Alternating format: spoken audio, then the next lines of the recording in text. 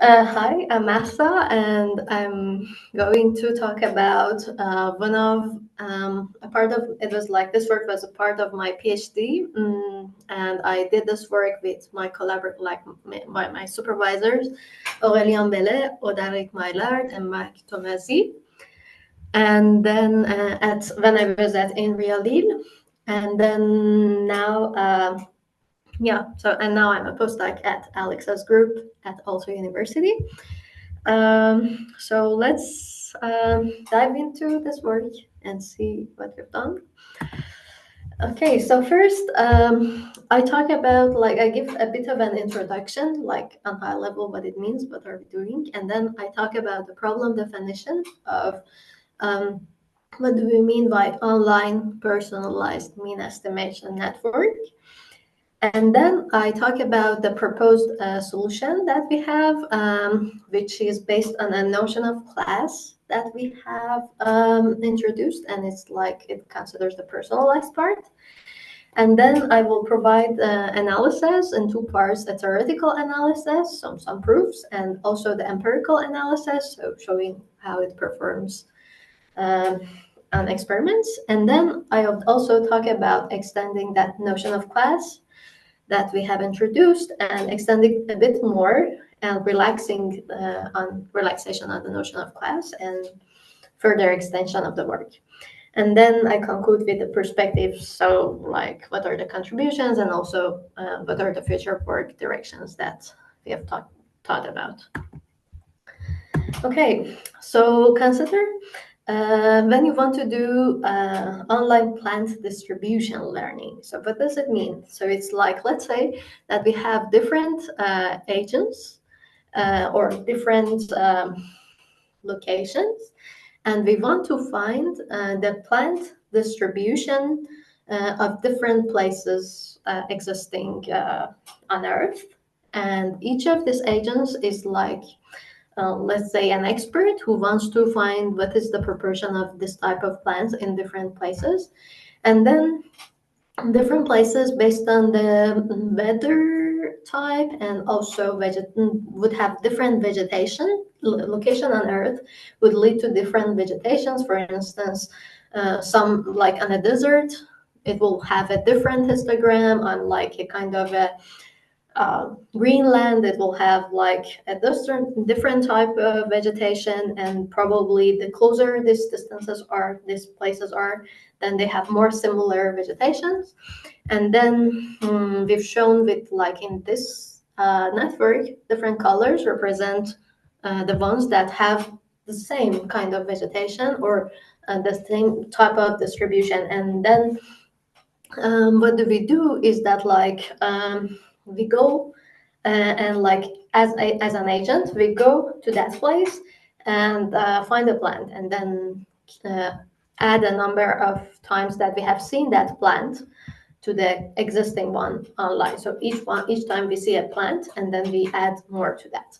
So different people on this network have their own plant distribution, and if they know that they are similar to each other, they can use this information and aggregate that and so find out the distribution faster. So we can see, we call this like a kind of, so we can see there is some kind of a similarity structure. So the ones that are close to each other, they have the same color, and we've shown them here also with the edges, colored edges in between them. Okay, so in this work, the goal is that we leverage a structure in an online fashion. And then if we have a structure, we can learn more efficiently. And then also, it means that by aggregation data and reuse of information, we will need less samples and less time to collect those samples. And then the problem is that how do we identify the structure when it is unknown to us? So we don't know in advance which ones are connected to each other and which ones are similar in different problems. Okay, now going to problem definition. First, I should talk about decentralized learning and what I mean by that. So in decentralized learning, we say that there exists a network of agents, and they learn collaboratively, and there is no centralized server. They can communicate with each other, but there is no centralized server to tell people in the network anything. And also the data is kept locally here, which is like the federated aspect. So you don't like share the data with others in the network. And then we only share some statistics. So we communicate some statistics about the data.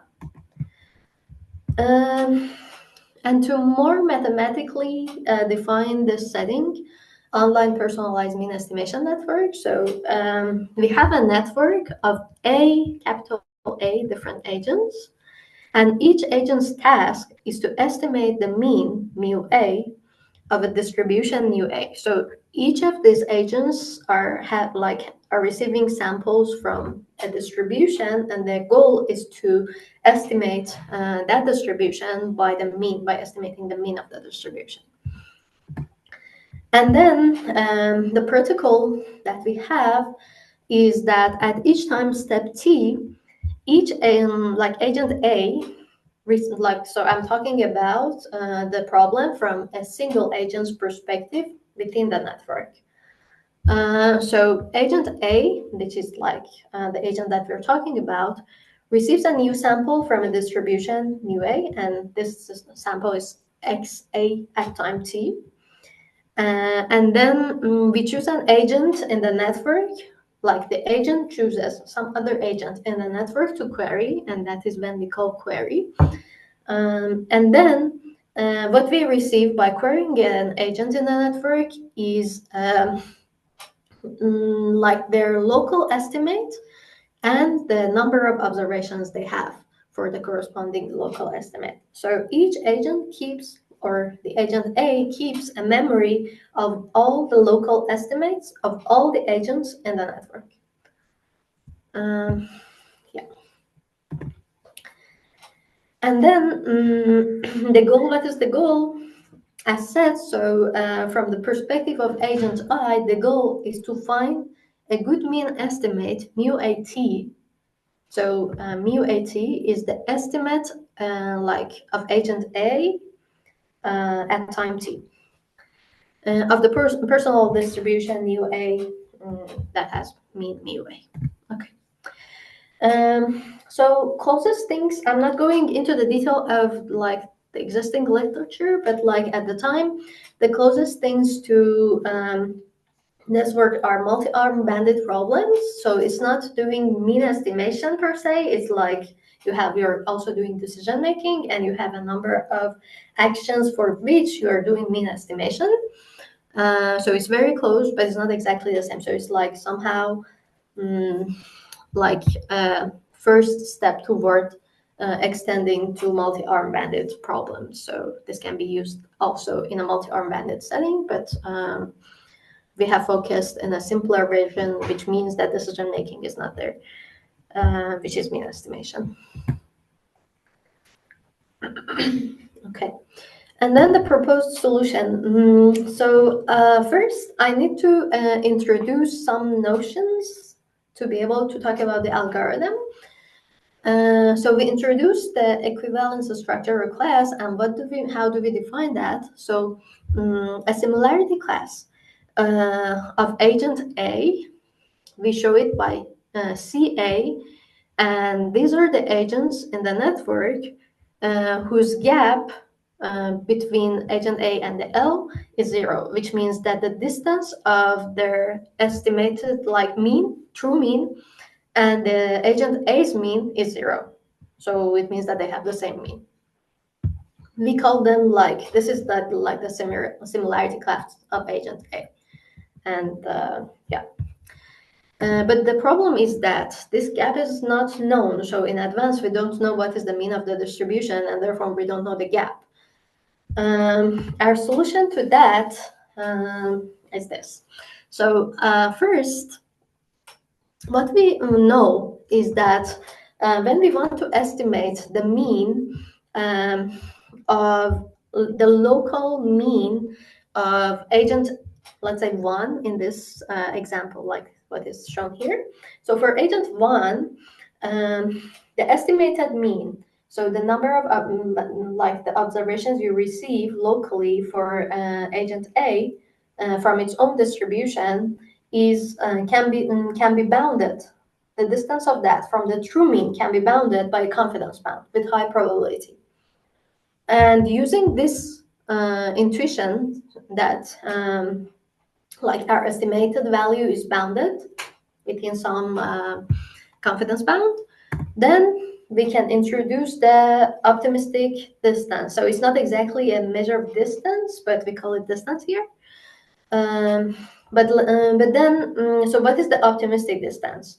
So when so optimistic distance between between agent L and A is defined as the distance of their empirical mean, so their exact empirical mean, minus the confidence bound that the estimation of my own estimation as agent A, so minus the confidence bound that I have as agent A, and minus the confidence bound agent L has. So it is, what does it say? So it says that like we have two means with two confidence bound, and the closest they can get is like when the distance of their mean is calculated, and how less this distance can be is like as much as the confidence interval that they have. So we eliminate that from this as well. And then based on this, what we do is that we define the optimistic similarity class. And the optimistic similarity class considers the agents whose this optimistic distance is less than or equal to 0. So when the distance is 0 or more, it means that even considering the confidence bound, there's no overlap between the two means, the two distributions. So we can say that they are not in the same class. But as much like till the time that they are kind of overlapping, it means that there is like statistical evidence still that we can say they can be in the same class. So we call all these like optimistic like similarity class members. And we show that by CAT, so the optimistic similarity class at time t. And then let's talk about the algorithm having introduced this optimistic similarity class. So at each time step, first, an agent does a perceive, which means to receive a sample from its direct distribution, and it's XAT, and then updates its local average. So by X hat, A means like for agent A, and A is like the 8th estimation that we have in the memory of agent A. So the local average of agent A is going to be updated by the sample that we receive. So it's only based on the direct samples that we receive from the distribution. And then there are two different query strategies that we have. The first one is round robin. So in round robin, we query all the agents in the network, no matter what. So one by one, and we update our estimation of their local estimation and the number of observations they have in our memory. And then we have restricted round robin that doesn't update all the agents in the network, but only the ones that are in the optimistic similarity class. So yeah, so it's like less than the number of observations, less than the whole agents that round robin does. And then we do estimation based on the data of the whole network in this way. So, so to emphasize a bit more, to make these two distinctions, we have a local estimate of all the agents in the network, and then based on that, we want to estimate like the globally used information for agent A. And this is a summation over the number and all the agents that are in the similarity class, their local estimate multiplied by a kind of a weighting vector. And what is this weight? So there are three different weights that we consider. The first one is just simple weighting. So it's like considering like giving weight to each mean based on the number of observation it has. So we multiply it by the number of observation it has, divided by the whole number of observations existing for that class. The second one is more heuristic, and it is, again, there is this part that we have the number of observations for agent, like for that local estimate, but we have also this term, which is, so the more, so it says that if the confidence, like the top part says, how much the confidence interval for agent A's estimation and agent L's estimations overlap, dividing by how much their union is. So the intersection divided by the union. And then the z-soft is like just some normalization factor so that these alphas all sum up to 1. And this is like a bit more heuristic way of doing these weightings. And then the last one is the aggressive weighting, which is an extension of soft weighting. And it's the same as before, but also we consider more overlap. So it's like we multiply the soft weighting with this indicator function. So we only give it like a 1. Like we add, like multiply it by 1 if, or consider it if the overlap is more than the minimum of the confidence bounds for each of the two agents. So it means that this this overlap considered at least half of the length of the two confidence bound together that we have, something like that. So overly speaking, it's more strict. So some are gonna be 0 in this case. And then for the analysis, we have considered 2 baselines. One is the local estimation. So without any collaboration in the network, you only use, like each agent only uses its direct samples receiving from a direct distribution and do the averaging. And that is like the estimation. And the other one is the oracle weighting. So it's like the best we can do. So it's like there is an oracle that knows the true class, and each agent knows this true class in advance. Yes. So so the oracle knows the true class, so we only aggregate the data of the ones that are in the true class. So we can do better than this. And the local estimation is the minimum thing we can do. There is no collaboration. Yes, and the theoretical results that we have. So first, the first theorem is about time complexity of class estimation. So it requires some time to estimate the classes for each agent, and what is that? So for any delta, so risk parameter or like probability of error, by using restricted round robin, which means considering the optimistic classes, and the query strategy and the sampling and the simple weighting, so just like simple weighting that I talked about. So we proved that the probability of that after, like, there exists a time that after some time limit, so after some threshold, this optimistic class is not equal to the true class is bounded by delta divided by 8. So the probability of error is low. And then what is this time?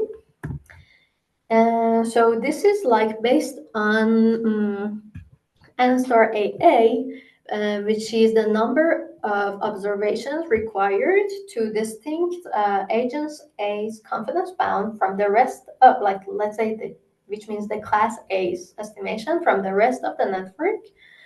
And this plus A minus 1 comes because we need to sample, like we need to, so this is the time that we have enough estimation, but maybe we have not queried that agent who has this amount of information.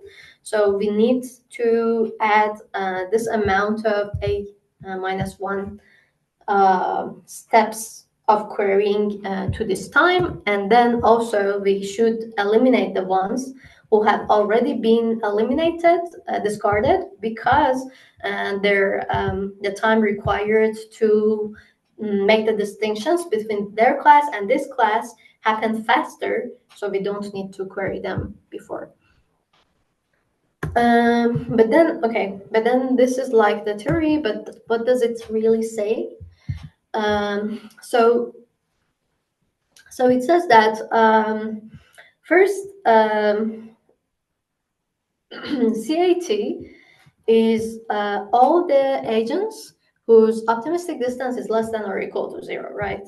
So you can see that if CA in red is a true class, and these are like other classes with different colors, and then CAT has either the ones that are in true class or the ones that are in the rest of the classes.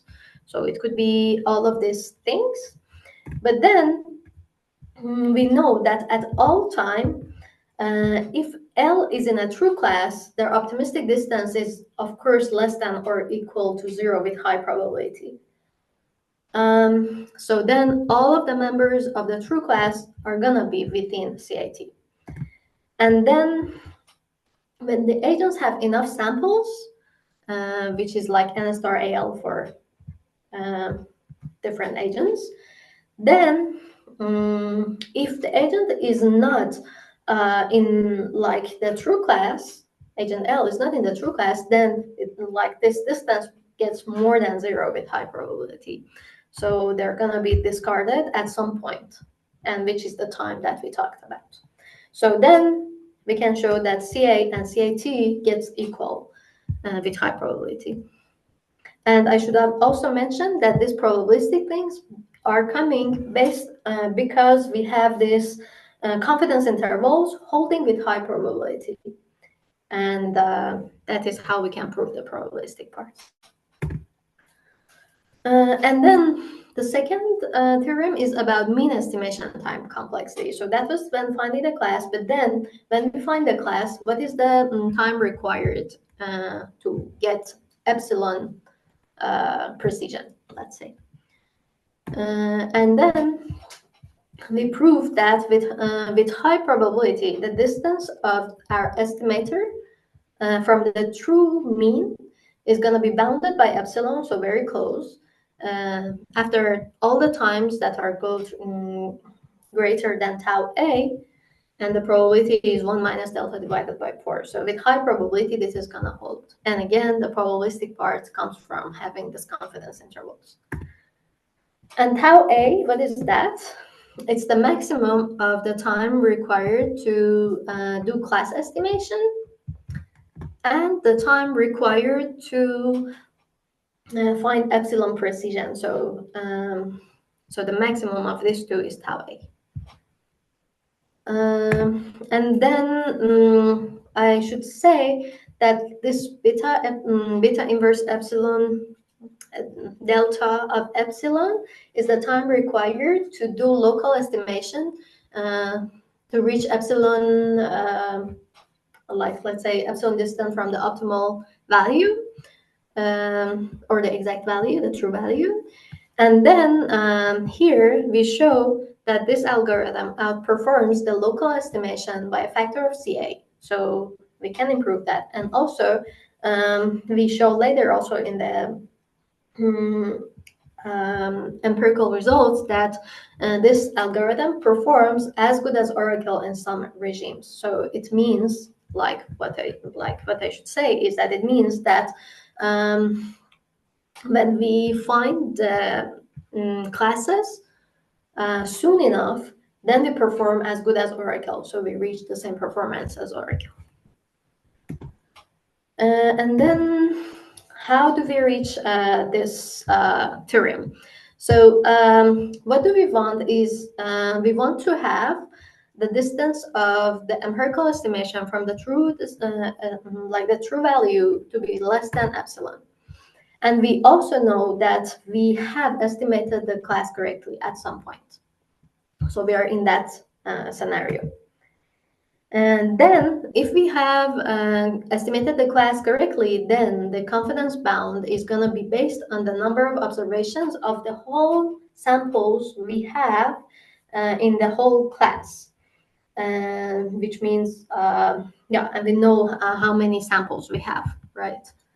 And although we don't have the direct samples, but because we have the means, then we can compute like the summation and divide it and so on. So we want, okay, and to have, and then the thing is that to have this, if we bound, which is to have this, which is bounded by this confidence bound, we need to bound the confidence bound by epsilon so that we can guarantee this. And then what do we need is that we need to find out what is the number of samples we have for the whole agents in the network that are in the true class. So I show n epsilon a is the maximum number of samples for an agent. Like I'm agent A, and what is the maximum number of samples among the CAT that I have right now? And then that is going to be equal to n epsilon a plus n epsilon a minus 1 and so on, because like we are just doing like sampling, querying people in the network one by one. So the last time that we have sampled one is one less than the current time, and like going further. And the summation leads to this, so we know the number of samples, and then we can find out what is n epsilon a, and it's based on this beta inverse of epsilon that we needed here to bound this. So so then that is where tau a comes from. Yeah, and then to do the to talk about the empirical analysis. I have done the experiment on a network of 200 agents with a time horizon of 2,500 iterations, the risk parameter being very small, delta, and then mu is the means of different classes, so 0.2, 0.4, and 0.8, and the agents are assigned mean values uniformly at random. And then the distribution is a Gaussian with mu a, and the standard deviation is something fixed. And we do evaluate experiments on 20 different runs. So the total of this much iterations, considering all the loops and everything in the algorithm. And then the class identification. So to identify the classes, to see how we're doing in terms of class identification, I defined this precision of CAT. So it's like the overlap of the estimated class, so the number of agents that we have in CAT that overlap with CA, with the green one is the top, and we divide it by the number of agents that are in CAT, which is like the bigger value, and I want it to be between 0 and 1. And then we show here in the plot, the y-axis is the precision in class estimation, and the x-axis shows time. And you can see that initially it's not doing good, of course. We have a lot of not true class agents in the set, but then you can see like this, how can I say it, like shifts, that it's like each of them means that one class is detected. Like it's around the time that we're getting rid of one irrelevant class, and then the next irrelevant class, and then we reach one precision.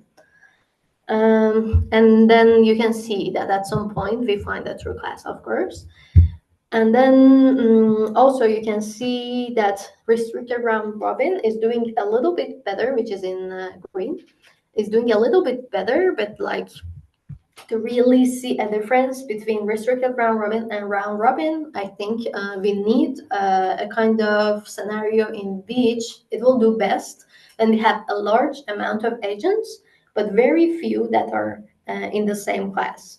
And there you can see that restricted round robin is querying very less agents, so it will be very different. But here I think it's like a little bit of difference. And then what I show is like the error of an agent A at time t, which is like the estimated, like the global estimated mean of agent A, that distance from the true mean of that agent over time. And then this is like the results that we get. So what does it say? So on the y-axis, I show the error of mean estimation, as what I explained in the previous figure, like slide, over time. And then we can see the local estimate, which is in brown, is doing worse than the rest because there is no collaboration, of course, and of course it's not doing as great. And it has a very high variance as well. But then the best is the oracle, of course. So you can see here that like the oracle in purple that knows the classes, so it's aggregating the ones that are in the true class, finds the like reaches the good estimate faster than the rest, and the variance is also lower than the rest. And then restricted round robin and round robin, which are on green and red, are in between the local and the oracle. And what happens is that you can see that they like reach the same estimation performance error in estimation as oracle at some point. So this also is what we saw in theory, that we can have like this is a kind of regime that like this can reach the same performance as when you have an oracle as soon as you find the classes. And then we have these two orange and blue ones that are the ones that were more heuristic, and we didn't have the analysis for them. So it's like they're doing better in the beginning, much better in the beginning. You can see like the soft restricted round robin is blue, and the one that was more aggressive and was limiting more is doing better. But then you can see that like they reach similar performance, but like they're a bit more biased compared to like the restricted round robin and round robin and Oracle. Yeah, compared to Oracle, but yeah, but not so hugely different. Okay, and then the next thing is extending class structure.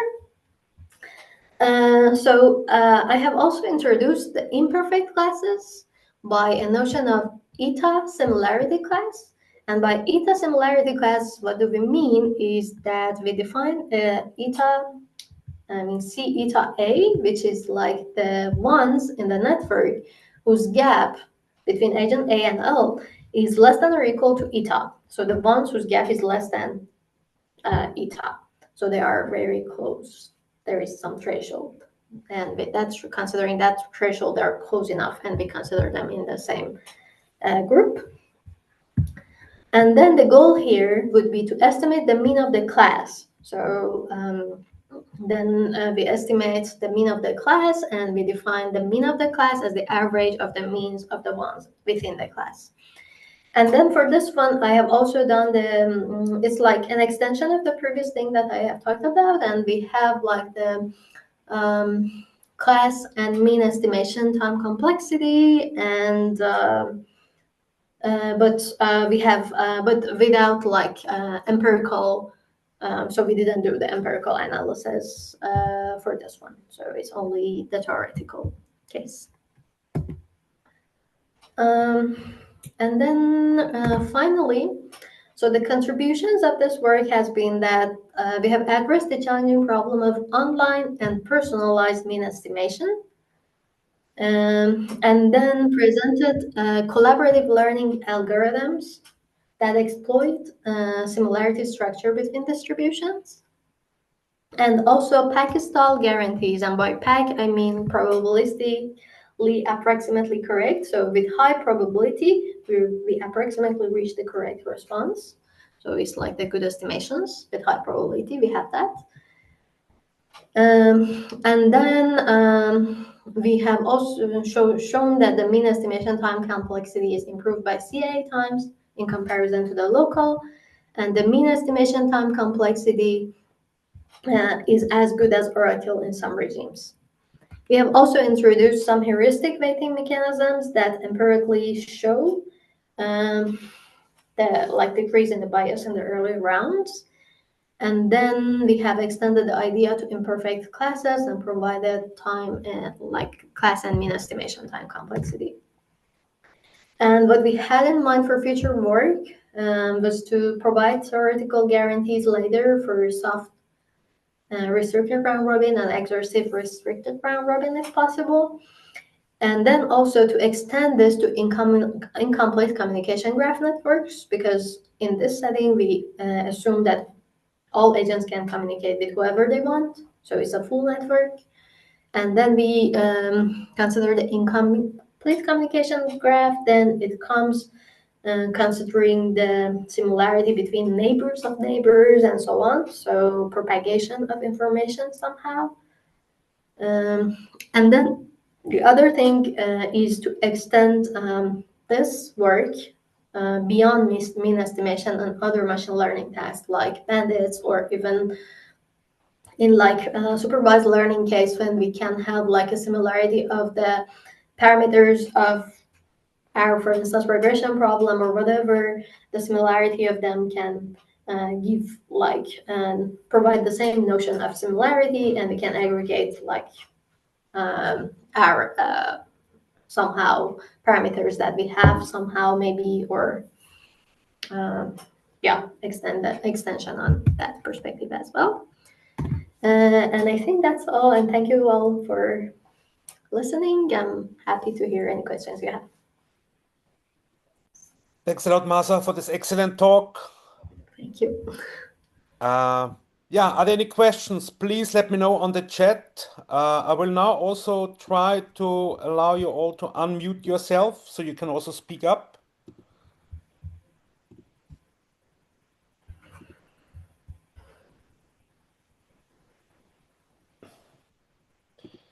Any questions or comments?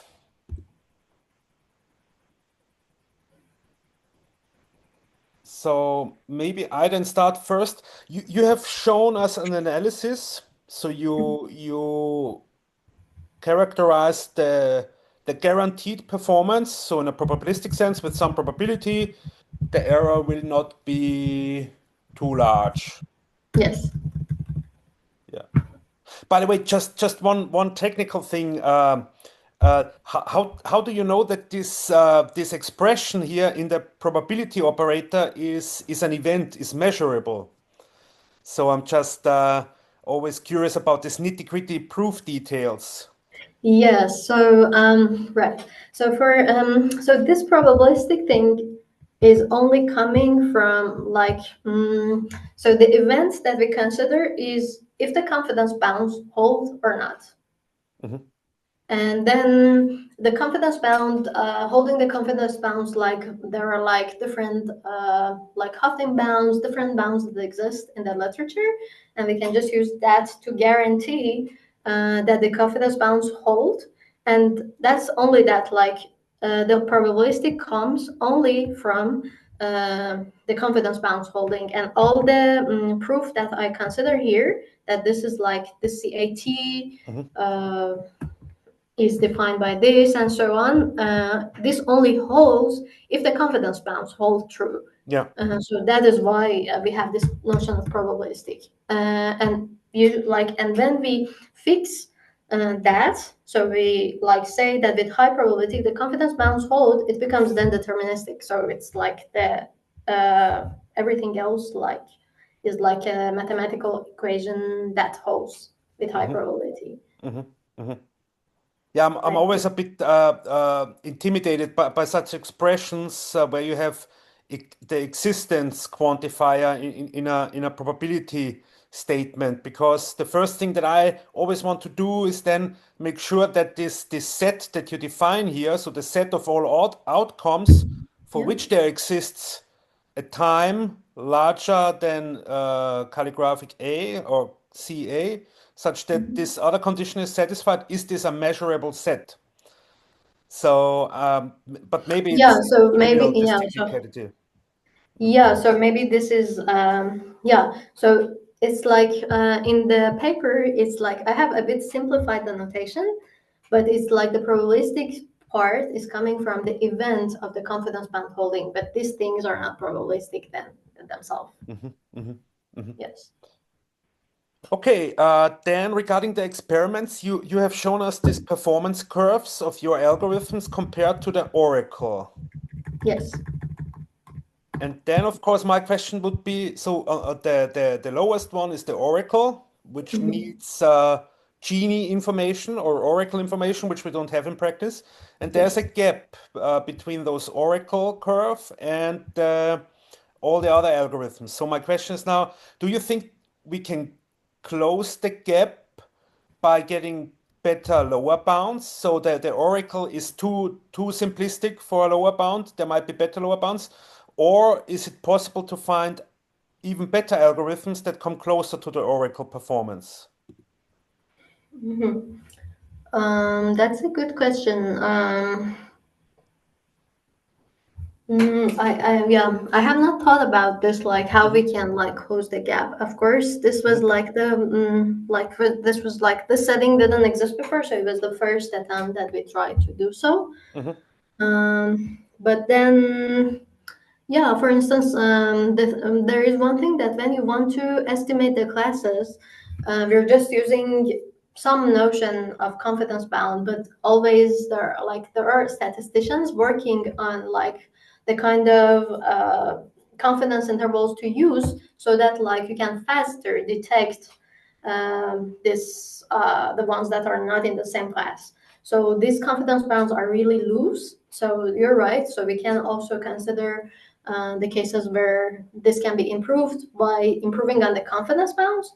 But like algorithmic wise, how to find the because you see like this gap is because is coming by the way that we find out who are in the same class. So this was like maybe the first attempt. I don't know if we can. There should be ways. I don't know how exactly. I have not really thought much about it, hmm but maybe there are ways to better ways to hmm find out what are the hmm ones, which ones are the ones that on this on the that are in the same class as hmm agent A, and then you can perform similar to Oracle. And Yeah, I've then to have a better lower bound, Yeah, I yeah. mean, I'm really excited about these results already. I find it also a very nice model for trustworthiness studies, which is our core domain. So before I would now do a bit of discussion or try to put your work into a wider context of our research group for the last 10 minutes, are there any other questions regarding this presentation now? There is a common question in the chat. Yeah, Should I thank you read for your it? presentation. How do you position your work compared to clustered federated learning? It seems to me that both domains are quite close. Clustered federated learning. Yeah, I'm not very familiar with the literature of clustered federated learning. I mean, this Mm. is the setting is clustered federated learning, so maybe I ch You mean that there are different classes and we can consider them cluster from that perspective, or the task is yes, more, yes. So you would right? have let me share my whiteboard. So in Yes. clustered federated learning, we have. Can you see my whiteboard? Yes. So we have nodes or local data sets. Here, for example, node I and node I prime.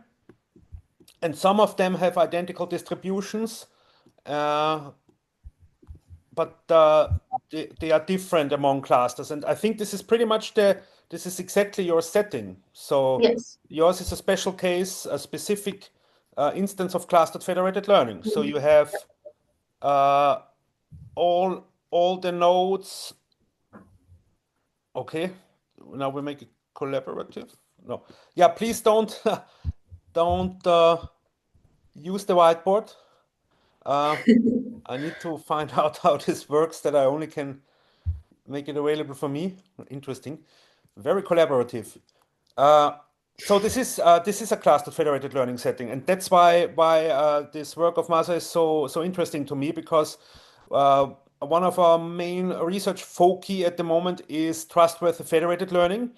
And in general, we want to know when you are an agent or you have a smartphone, for example. So this node I might be you with your smartphone, and you want to train a model for something to predict, like high resolution or high accuracy weather forecasts. What other chunks of data should you use? Should you use the chunk of data you get from node I prime, where this node I prime could be the FMI website? Should you use the recordings of some fitness tracker app from another user that you have access to via some social network? In social networks, you can also exchange fitness tracker data. Uh, so this key problem of finding out which chunks of data are good for your learning problem. And this problem is already inherent in basic machine learning. I guess many of you have seen this basic machine learning figure that I always draw. So you have data points, uh, which are characterized by a label, which you want to predict, and by a feature X, which you can measure easily. And the goal in machine learning, of all machine learning, is to find a function or a predictor map that reads in the features and outputs a prediction for the label.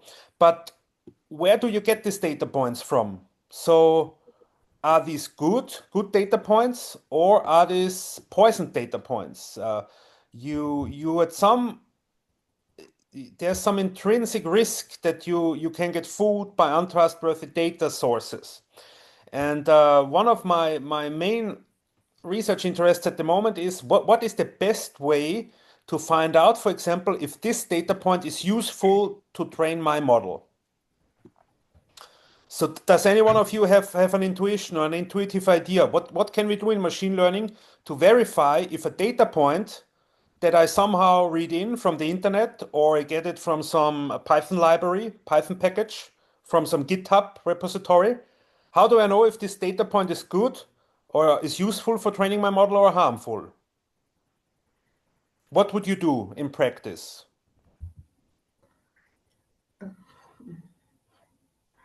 Do we have like a kind of like a big chunk of data, or is just one sample of that we want to consider? Because I think, like, I'm thinking in terms of what I just explained, and then from that perspective, it will have like a kind of a my understanding is that it will have a very we can't be confident if it's just one instance. So Yeah, compared to if we have a lot of, I mean, a bit more of a data. So by time, and then we aggregate more data, and then we can evaluate that more, find out the similarity somehow to yeah, what we have.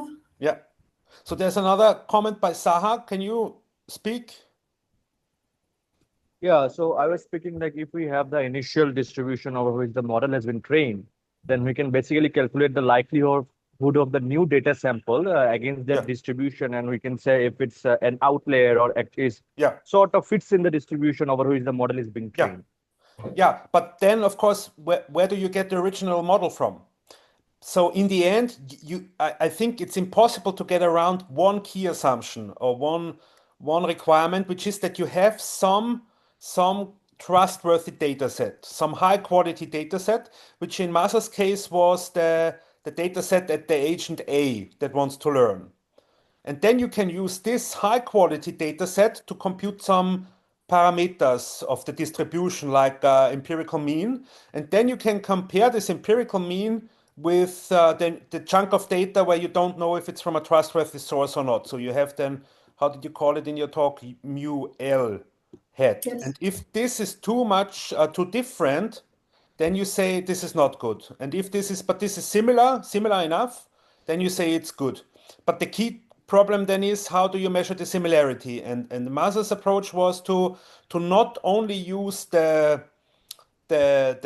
point estimate for the empirical mean, but to consider all plausible values, the range of values that are plausible. So use these confidence intervals. And if these confidence intervals overlap significantly, then this mu L or this data set might also be useful.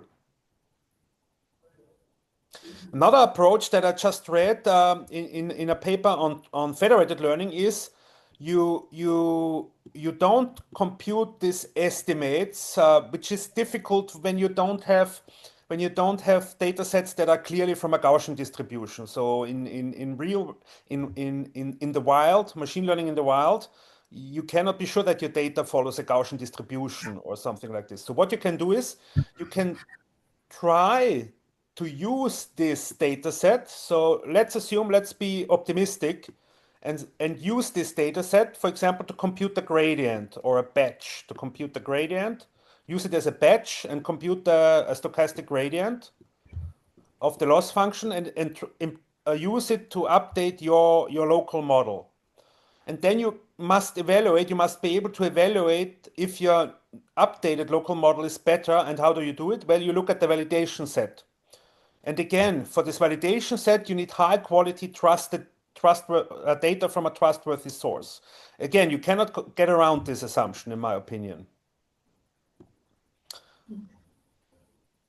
Yeah, there were other comments. Outlier detection, using outlier detection or some clustering method. Yes, this is all different implementations of the same idea, of the common idea to compare the similarity between the distribution of the high quality data set and the new data set from a potentially untrustworthy source.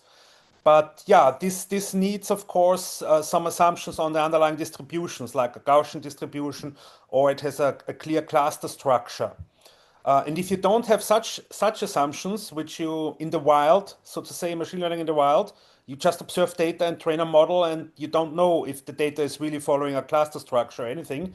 But what you can always do, or in many cases do, you try out a new data set to improve a model and see if it improves that the updated model has a better test set performance.